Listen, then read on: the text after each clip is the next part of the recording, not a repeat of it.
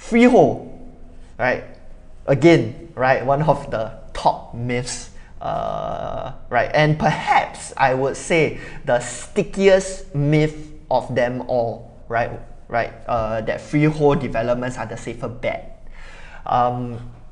So what I did was pull out some examples, right?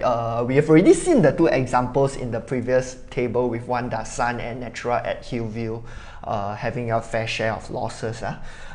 You notice the price trends of these freehold properties also trending downwards. I didn't want to put in the name because I don't want to risk offending the owners of these properties lah. Yeah, but if you really want to know which ones, just drop me a text. I can tell you. Then let's look at some examples also. Yeah, right. It's not uncommon to see loss-making transactions outnumbering the profitable transactions. And the thing is to understand, once this happen, what would be the trend? Right, is to understand the psychology of things, right? Because prices are driven by valuations and emotions. Yeah. So when people see this, how would they react? Buyer, if you are a buyer, you go in and you see a property where the majority of the people are selling at a loss, how would you make an offer? Let's say if you really do like it, you're gonna assume that the seller is gonna be willing to take a loss also, right? Then the seller, they see that everybody else is selling at a loss, right? They also may be kanchong, right? And then they also sell lower. Then with that, right, buyer offer lower, seller accept, sell lower, then valuations just keep trending downwards. And it's sort of a self-fulfilling prophecy, and after which, right, it makes it very, very hard for the valuations to catch back up again, right? So that's what happens with these freehold properties that are, they may seem good in a good location, everything may seem fine with them, but you just question yourself, why the prices don't come up? Yeah. Hello, sorry to interrupt. We'd like to take the opportunity to thank you for watching the video, and also to share why we do what we do. Is to empower consumers with hard facts and figures, quality research, and real-life examples to allow them to make the most informed property decisions. So if you found our videos useful, the only thing we ask for is for you to smash that like and subscribe button so that the YouTube algorithm can push out our videos to more consumers. Thank you, and back to the video.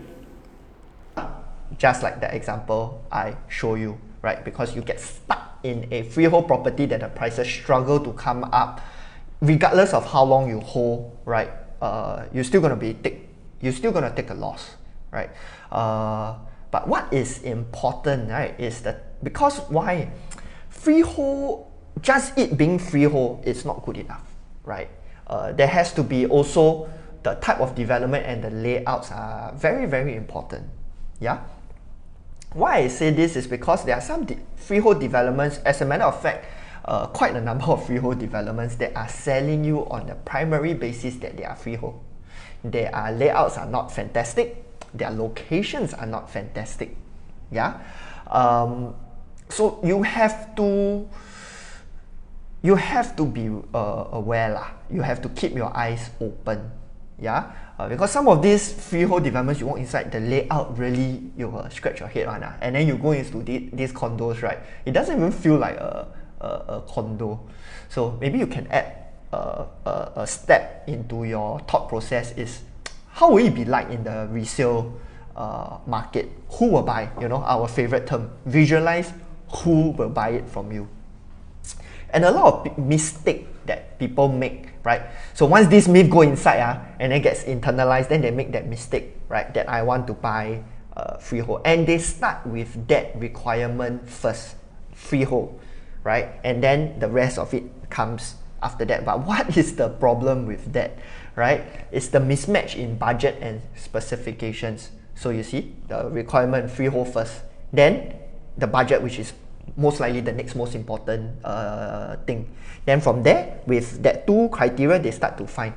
And most of the time, right, there will be a mismatch one with those two requirements, and likely your spatial requirements, your location preferences, and things like that, which is why a lot of people then land in this I would say, questionable developments, right? Small developments with odd layouts and things like that. So a word of advice how to perhaps avoid making a mistake like that is to ask yourself some of those questions, right? If this development, you go into the development, if this development is not a freehold development, will I still buy it? Or am I just buying it because it's a freehold development? Can ask yourself that question, right? Then also the next question would be, why am I looking at a freehold development?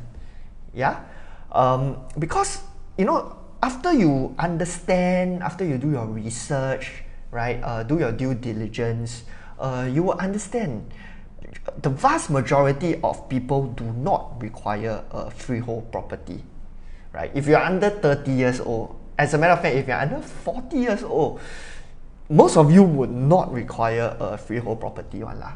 Yeah, so ask yourself that and understand that, right? Before making a decision, never ever plug that in as number one requirement and then start your search. Main reason why people fall into those traps. Yeah.